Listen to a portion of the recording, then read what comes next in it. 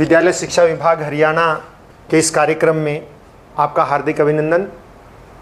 और आज हम कक्षा 6 के गणित का अध्याय 4 आधारभूत ज्यामितीय अवधारणाएं प्रारंभ करने जा रहे हैं। इस कक्षा में हम ज्यामिति को प्रारंभ कर रहे हैं बिल्कुल शुरुआत से। सबसे पहला बात आती है बच्चों कि ज्यामिति क्या चीज़ है और इसकी शुरुआत क्यों हुई होगी। ऐसा माना जाता है कि प्राचीन काल में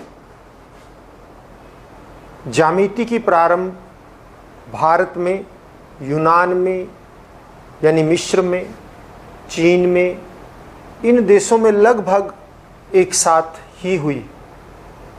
लेकिन यूनान के अंदर इसकी प्रगति बहुत अधिक हुई, इस पर अधिक कार्य हुआ। ऐसा मानना है इतिहासकारों का कि ज्यामिति का प्रारंभ कला को प्रदर्शित करने के लिए, कि किस प्रकार से किसी मूर्ति का निर्माण किया जाए, उसकी लंबाई चौड़ाई एक निश्चित अनुपात में हो, इसके लिए हुआ होगा। वास्तुकला के निर्माण में हुआ होगा और धीरे धीरे इसका विकास होता रहा और ये कला चरम रूप से विकसित हुई। और आजकल इंजीनियरिंग के अंदर, भवन निर्माण में, कपड़ों के ऊपर डिज़ाइन में, अनेक प्रकार के डिज़ाइन बनाने के लिए ज्यामितीय संरचनाओं का यानी ज्यामितीय अवधारणाओं का उपयोग होता है। ज्यामिति अंग्रेजी में इसको हम ज्योमेट्री कहते हैं बच्चों, हिंदी में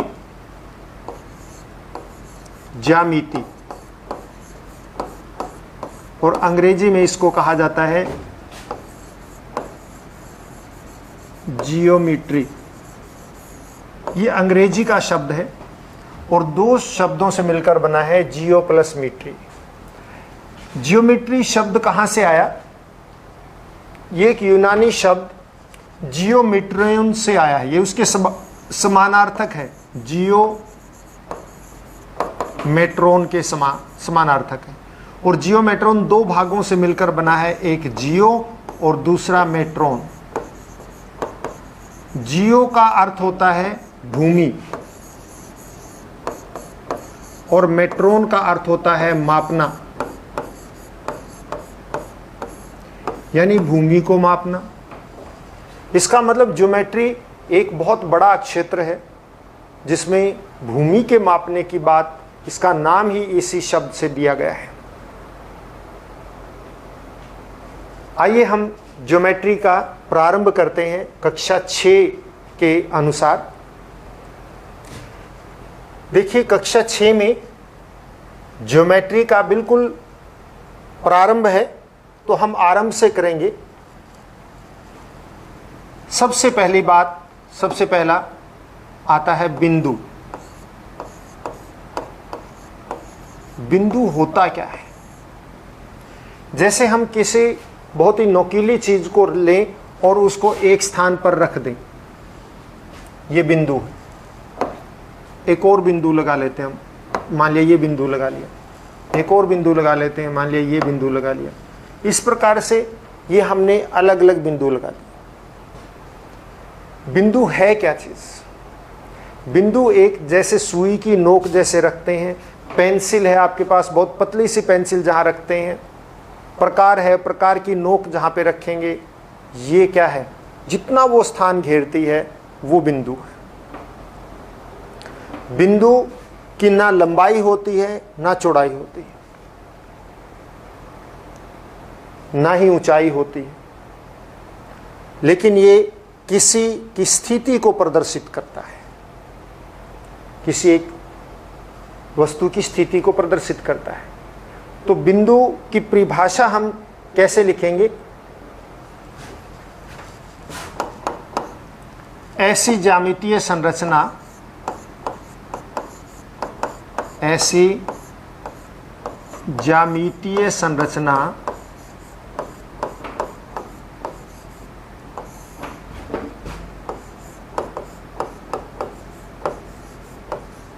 जिसकी ना लंबाई होती है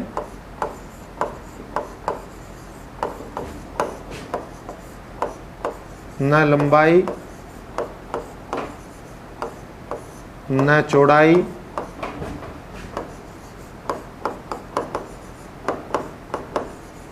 तथा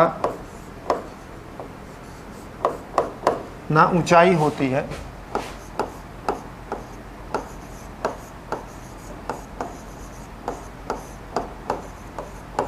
बिंदु कहलाती है।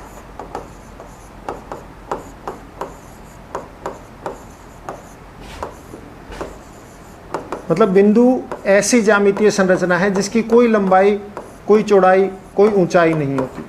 अगर हमने किसी पेंसिल को मान लिया एक जगह पे रख दिया तो वही स्थान बिंदु है, केवल वो उसी स्थिति को प्रदर्शित करता है, किंतु किसी लंबाई को, किसी चौड़ाई को, किसी ऊंचाई को नहीं। तो हम कहेंगे बिंदु स्थिति को निरूपित करता है।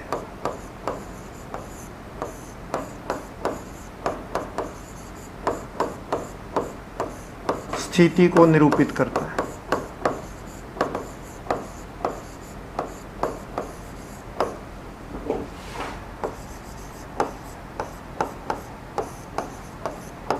ये बिंदु है जो केवल एक स्थिति को निरूपित करता है, ना लंबाई है, ना चौड़ाई है, ना ऊंचाई है।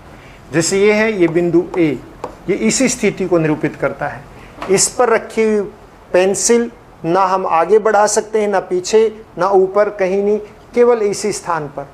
या हम कहें हम इसके ऊपर खड़े हैं तो हम कहीं नहीं हिल सकते, तो कहीं नहीं हिल सकते। पेंसिल को इसके ऊपर रख दिया तो बस वही बिंदु है, उसको हिला नहीं सकते। तो इसका मतलब उसकी कोई लंबाई नहीं है, क्योंकि हिलेगा तो लंबाई आएगी, लंबाई या चौड़ाई आएगी, या बाहर की तरफ आएगा या अंदर की तरफ जाएगा तो ऊंचाई आएगी। हमें ऐसा कुछ नहीं होता है, इसलिए ये केवल एक स्थिति को निरूपित करता है। ये बिंदु ए है, इसी प्रकार से यह बिंदु बी है, इसी प्रकार से यह बिंदु सी है। ये केवल एक स्थिति को निरूपित करते हैं, कोई लंबाई नहीं, कोई चौड़ाई नहीं, कोई ऊंचाई नहीं। यानी बिंदु से कोई वस्तु कहीं नहीं चल सकती, केवल एक स्थान को, एक स्थिति को निरूपित कर सकती है। अब यदि हमें चलना हो, वस्तु को चलाना हो, या पेंसिल रखी तो पेंसिल को आगे बढ़ाना हो, तो क्या होगा? तो वह स्थिति कहलाएगी रेखाखंड। उसको हम क्या कहेंगे? रेखाखंड। जैसे मान लिया ये बिंदु हमने ले लिया यहाँ पे ए, दोबारा निरूपित कर देता हूं मैं इसको। एक बिंदु हमने यहाँ ले लिया बी, और यदि यही ए के ही स्थान पे रहे, ए पर ही, तो ये बिंदु को निरूपित करता है। बी पर ही रहे तो ये बिंदु को निरूपित करता है। लेकिन यदि हम ए से बी की ओर चल पड़ें और बी पर पहुंच जाएं, तो ये जो निरूपण हुआ, ये जो हमें प्राप्त हुआ, इसे हम क्या कहेंगे? इसको कहते हैं रेखाखंड।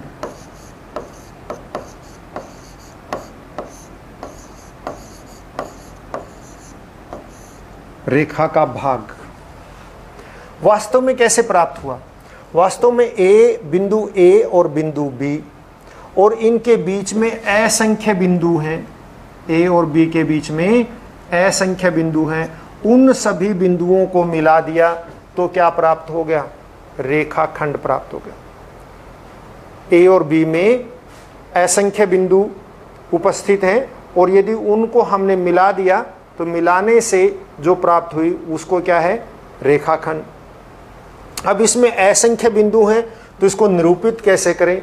हमेशा किसी भी रेखाखंड के दो अंत बिंदु होते हैं, एक प्रारंभ और एक अंतिम, यानी जहाँ से शुरू होता है और जहाँ पे वो समाप्त होती है। इन दोनों बिंदुओं से हम रेखाखंड को निरूपित करते हैं। तो किसी भी रेखाखंड के दो अंत बिंदु होते हैं, एक इधर जहाँ से प्रारंभ हुई और एक जहाँ पे वो खत्म हुई, और इसको हम ऐसे प्रदर्शित करते हैं अंत बिंदुओं से, क्योंकि एक बिंदु अंत बिंदु क्या है? ए, और एक अंत बिंदु क्या है B। यानी इसके अंत बिंदु कौन कौन से हैं, हम यहाँ पे लिख लेते हैं अंत बिंदु। इसके अंत बिंदु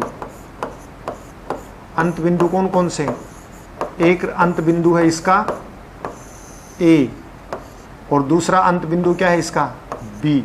तो ये दोनों अंत बिंदु हैं और इन्हीं अंत बिंदुओं से हम इसको निरूपित करते हैं A B, और इसके ऊपर हम एक छोटा सा डैश लगा देते हैं। ये प्रदर्शित करता है कि ये रेखा खंड है। या फिर हम इसको ऐसे भी निरूपित कर सकते हैं B से A, BA, ऊपर ये डैश लगा देंगे। तो ये रेखाखंड को निरूपित करने के लिए है। प्रत्येक रेखाखंड के 2 अंत बिंदु होते हैं। तो हम रेखाखंड को किस प्रकार से प्रदर्शित कर सकते हैं, कैसे लिख सकते हैं, परिभाषित कैसे कर सकते हैं। रेखाखंड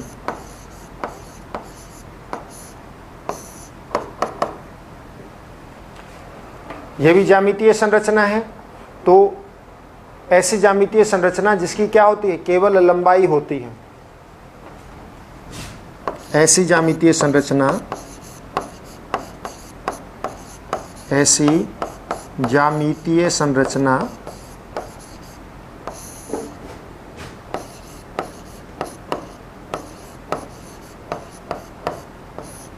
जिसकी केवल लंबाई होती है,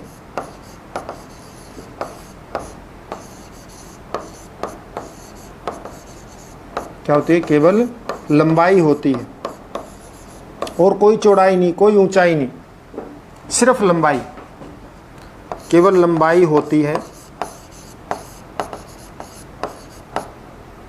तथा इसके 2 अंत बिंदु होते हैं। इसके 2 क्या होते हैं, अंत बिंदु। एक ये रहा जहां से शुरू हुई और एक जहां पर समाप्त हुई। इसके 2 अंत बिंदु होते हैं।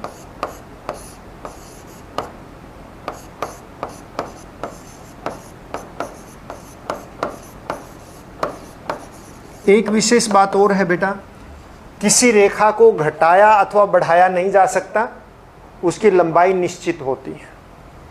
रेखाखंड की लंबाई निश्चित होती है। रेखाखंड की लंबाई निश्चित होती है।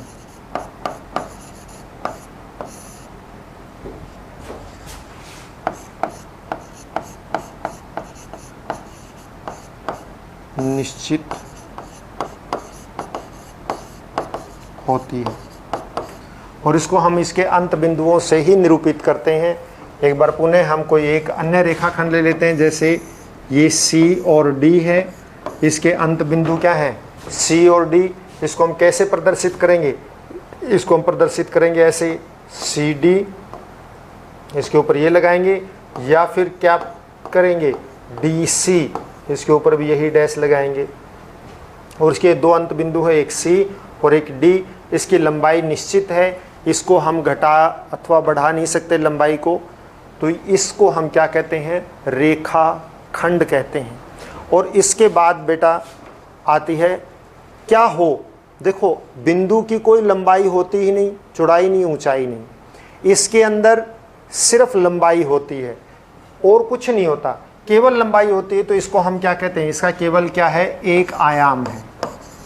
एक आयाम, रेखाखंड का एक आयाम है। और वो आयाम क्या है, वो आयाम है इसकी लंबाई। आयाम का मतलब जैसे लंबाई, चौड़ाई, ऊंचाई, इन सभी को हम क्या कहते हैं, शुद्ध हिंदी में आयाम कहते हैं। कि कौन कितना लंबा है, कौन कितना चौड़ा है, कौन ऊंचा है। ये कोई भी आकृति की लंबाई, चौड़ाई और ऊंचाई को हम उसका आयाम कहते हैं। और रेखाखंड की केवल लंबाई होती है, यानी सिर्फ इसमें एक आयाम होता है। जिसमें लंबाई और चौड़ाई हो वो क्या है, 2 आयाम। और जिसमें लंबाई, चौड़ाई और ऊंचाई हो तो वो त्रिआयामी होता है। तो इसमें केवल एक आयाम है और वो आयाम है इसकी लंबाई।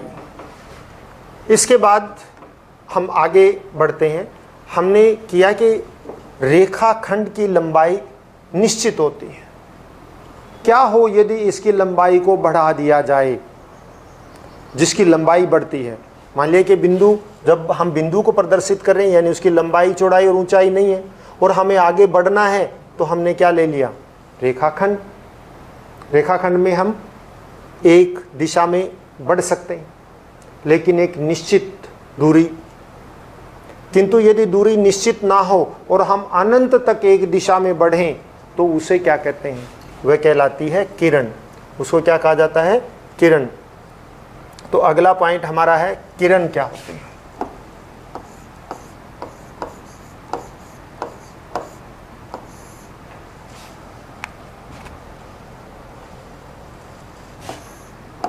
यह भी ज्यामितीय संरचना है जिसको एक दिशा में बढ़ाया जा सकता है अनंत तक, और इसका एक प्रारंभ बिंदु होता है। जैसे अगर हम इसको प्रदर्शित करें, ये ए बी ये रेखाखंड है, और यदि इसको हम एक दिशा में, निश्चित दिशा में बढ़ा सकते हैं, तो ये क्या कहलाएगी, इसको कहते हैं किरण। ये किरण, इसका ये प्रारंभ बिंदु है। ए क्या है, इसका प्रारंभ बिंदु। किरण का हमेशा एक प्रारंभ बिंदु होता है, और एक बिंदु और हम उसके ऊपर लेते हैं जिस दिशा में उसको बढ़ाया जाता है उसी दिशा में, ताकि इसको प्रदर्शित किया जा सके। और इसको प्रदर्शन इस प्रकार से करते हैं, ए बी, ए से लेकर बी की तरफ बढ़ रही है तो ए बी, और ये हम इसको बी ए ऐसे प्रदर्शित नहीं कर सकते।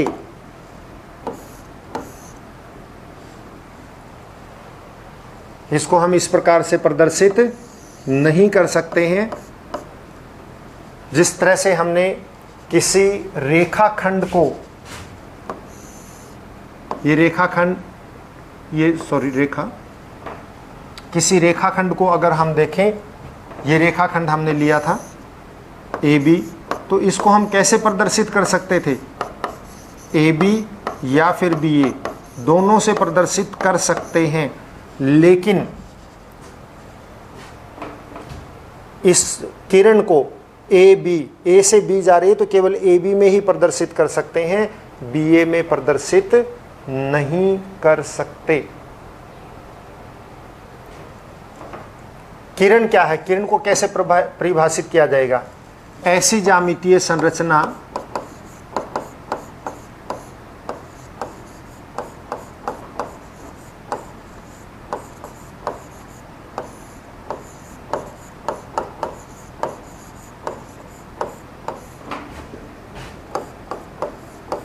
जिसकी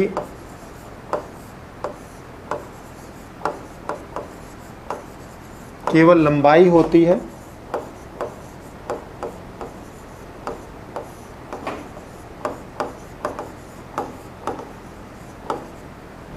परंतु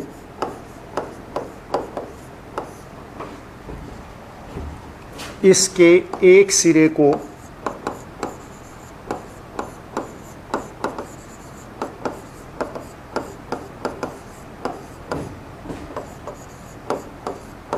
अनंत तक बढ़ाया जा सकता है।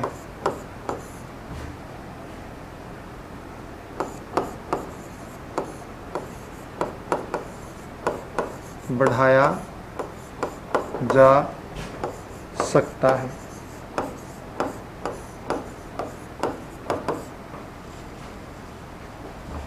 इसकी लंबाई निश्चित नहीं होती, और इसका एक क्या होता है, प्रारंभ बिंदु होता है।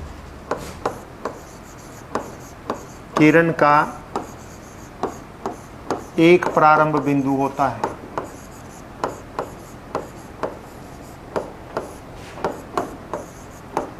और इसकी लंबाई निश्चित नहीं होती है बेटा।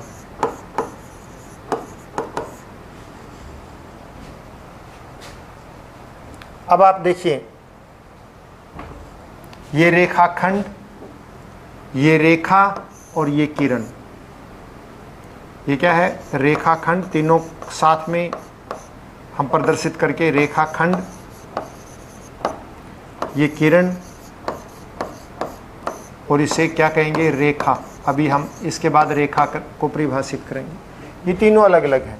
यहां से पता लग रहा है इसके 2 सिरे हैं,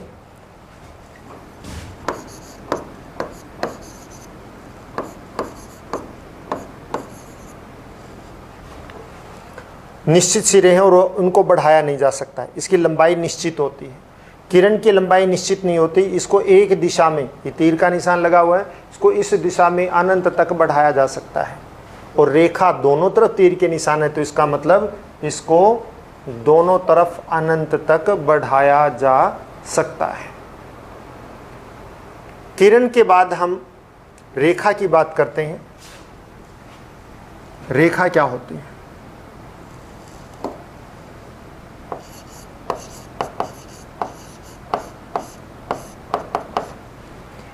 रेखा एक ऐसी ज्यामितीय संरचना है जिसके दोनों सिरों को अनंत तक बढ़ाया जा सकता है।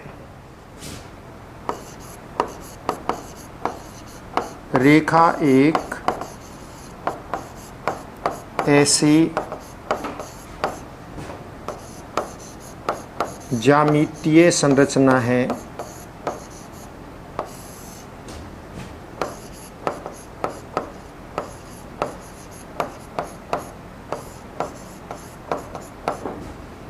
जिसके दोनों सिरों को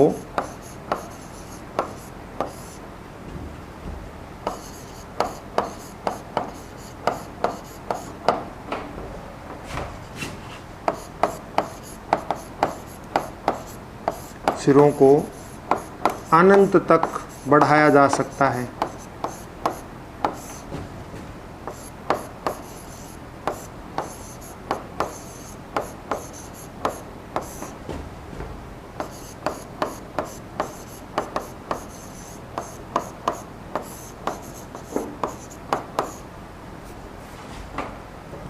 जैसे हम ये प्रदर्शित कर दें, ए बी, ये एक रेखा है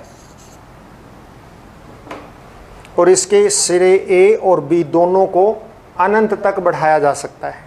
इसको हम कैसे प्रदर्शित करेंगे? रेखा को कैसे प्रदर्शित किया जा सकता है?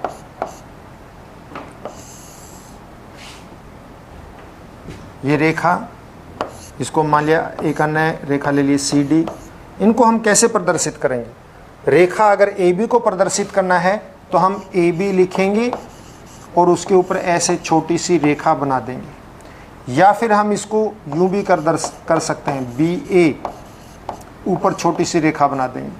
सी डी को कैसे प्रदर्शित करेंगे? सी डी ऊपर एक रेखा बना देंगे, या फिर इसको हम क्या कह सकते हैं, डी सी ऊपर एक छोटी सी रेखा बना देंगे। क्योंकि ये दोनों तरफ बढ़ते हैं इसलिए दोनों तरफ तीर के निशान क्या दिखाते हैं? ये हेड, कि इसको आगे बढ़ाया जा सकता है।